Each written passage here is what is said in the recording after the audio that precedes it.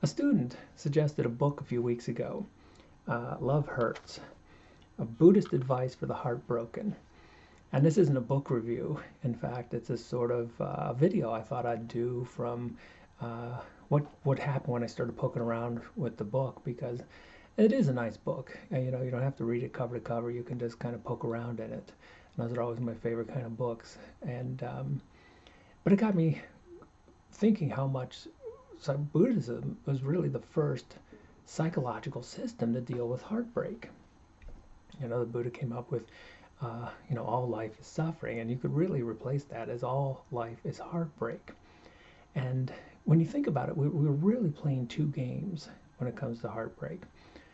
The first game, Alan Watts put really well. He said, you can't increase pleasure without also increasing pain. And that's just what it means to be alive, what it means to go out and love and have fun and appreciate life. If you do all of this, it's all like, remember, one of the simplest definitions of Buddhism is that everything changes. So anything you cling to is going to change, and that's going to cause some degree of heartbreak, whether it's a relationship or, even maybe a really nice car you like to drive. Invariably, it's going to get old, it's going to rust, and that's the nature of change. So that first game is almost like a mathematical equation. There's no way around it. But we try as human beings, and so much of Buddhism is trying to address what I call the second game. The second game is trying to cheat the first game. So it's trying to get all yang without yin. It's trying to get all pleasure without pain. And the problem is, even though human beings have been trying to cheat the first game our whole existence, we can't change the numbers. The equation is just set. And there's a great Buddhist quote in the book. It says that life is like a ship that's going out to sea that invariably will sink. And for so many people, I've been throwing that quote out, and for so many people, it just sounds so depressing. And the reason it sounds so depressing is because we put so much energy trying to cheat that first game. And think about all the addictions, whether it's alcohol or just being online, or all the continuous distractions are in some ways what trying to cheat that first game, or at least trying to avoid the first game altogether.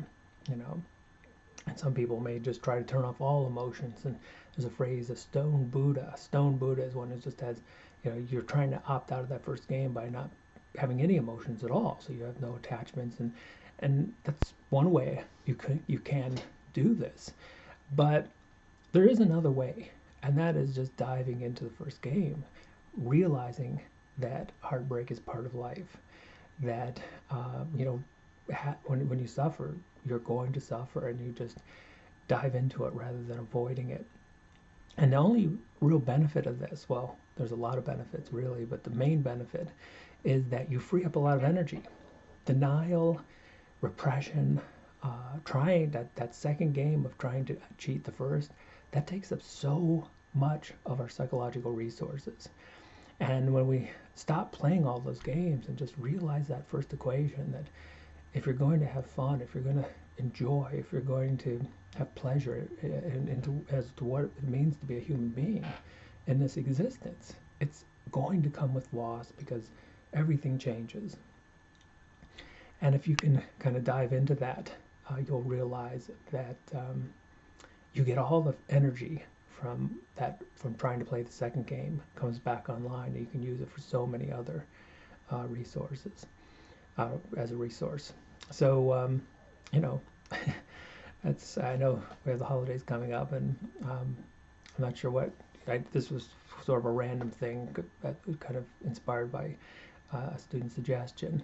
But when you think about heartbreak, I think Buddhism was so much our first remedy, not for the first problem. That's invariable. That's going to happen. But that Buddhism offers a solution for the second problem, which is us trying to cheat the first.